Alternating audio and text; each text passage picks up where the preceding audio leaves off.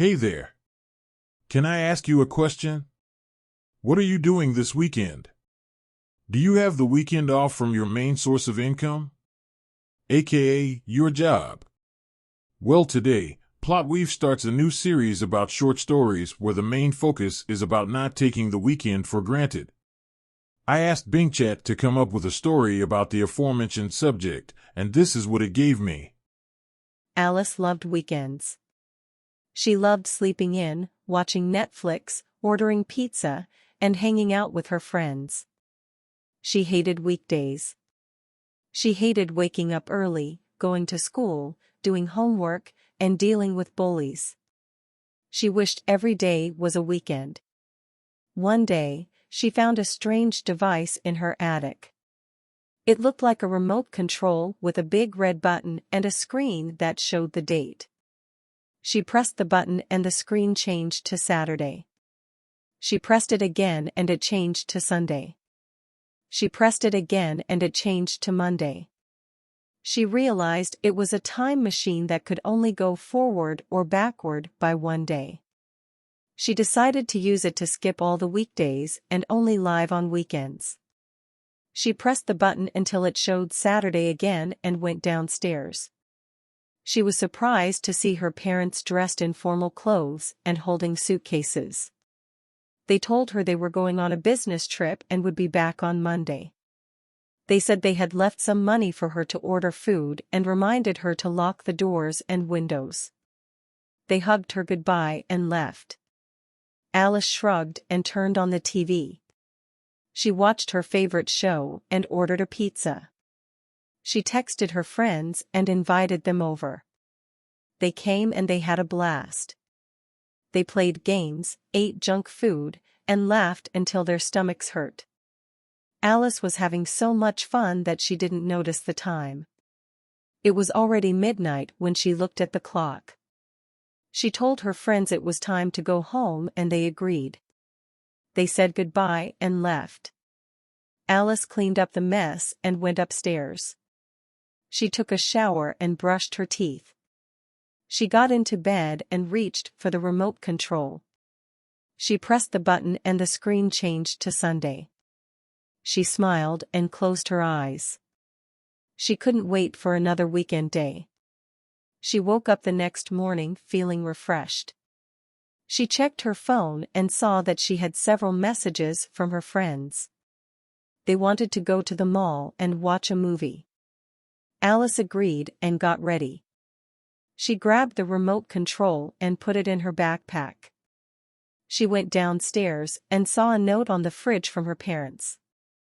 It said they had arrived safely at their destination and would call her later. They also said they loved her and missed her. Alice smiled and wrote back, "Love you too, have fun." She left the house and locked the door behind her. She met her friends at the bus stop and they took the bus to the mall. They had a great time at the mall. They shopped, ate, and watched a movie. Alice bought some new clothes, a pair of earrings, and a book.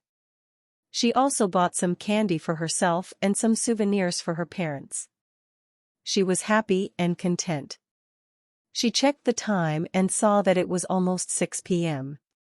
She told her friends she had to go home and they understood. They hugged her goodbye and parted ways. Alice took the bus back home and unlocked the door. She went inside and put her backpack on the couch. She took out the remote control and pressed the button. The screen changed to Monday. She frowned and pressed it again. The screen changed to Tuesday. She pressed it again. The screen changed to Wednesday. She pressed it again. The screen changed to Thursday. She pressed it again. The screen changed to Friday. She pressed it again. The screen changed to Saturday. She sighed in relief and smiled. She had skipped a whole week of school. She felt proud of herself for being so clever. She decided to celebrate by ordering another pizza and watching another show. She did that until she fell asleep on the couch. She woke up the next morning feeling hungry. She checked her phone and saw that she had no messages from anyone. She wondered why her friends hadn't texted her or called her. She shrugged and got up from the couch. She went to the kitchen and opened the fridge. It was empty. There was no food left, not even a slice of pizza or a bottle of water. She felt confused and worried. Where was all the food? She remembered that she had ordered food every day for a week, but she hadn't gone grocery shopping or cooked anything herself. She realized that she had run out of money too. She checked her wallet and saw that it was empty as well. She felt scared and helpless. How was she going to eat? She decided to call her parents and ask them for help. She dialed their number but no one answered. She tried again but still no answer. She tried several times but got no response. She felt panicked and angry. Where were her parents? Why weren't they answering her calls? She remembered that they had gone on a business trip and would be back on Monday. But it was already Saturday. They should have been back by now.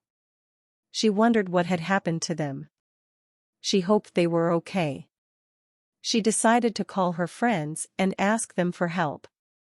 She dialed their numbers but no one answered. She tried again but still no answer. She tried several times but got no response. She felt lonely and betrayed. Where were her friends? Why weren't they answering her calls? She remembered that she had skipped a whole week of school and hadn't talked to them since then. They probably thought she was ignoring them or avoiding them. They probably hated her or forgot about her. She wondered what had happened to them. She hoped they were okay. She decided to go outside and look for help. She grabbed the remote control and put it in her pocket. She went outside and locked the door behind her. She walked to the bus stop and waited for the bus. But the bus never came. She looked around and saw that the streets were empty. There were no cars, no people, no signs of life. Everything was silent and still. It was like a ghost town. She felt confused and terrified. Where was everyone? What had happened to the world? She remembered that she had used the remote control to skip all the weekdays and only live on weekends. She realized that she had messed up the timeline and caused a paradox. She had created a world where only weekends existed and weekdays didn't.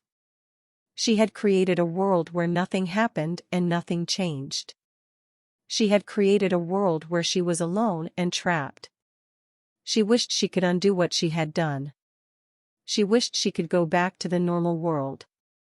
She wished she could see her parents and friends again. She wished she could go to school again. She wished she could live again. She took out the remote control and pressed the button. The screen changed to Sunday. She pressed it again. The screen changed to Monday. But nothing else changed.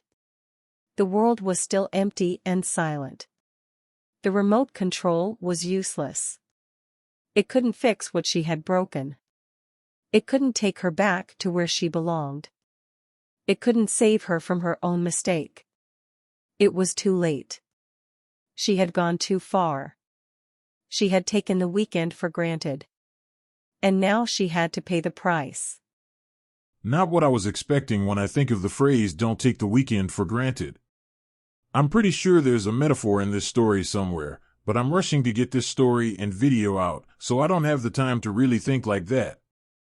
Also, I forgot to mention earlier, but this video and series is brought to you by the Don't Take the Weekend for Granted tee on my apparel site justtextclothing.com.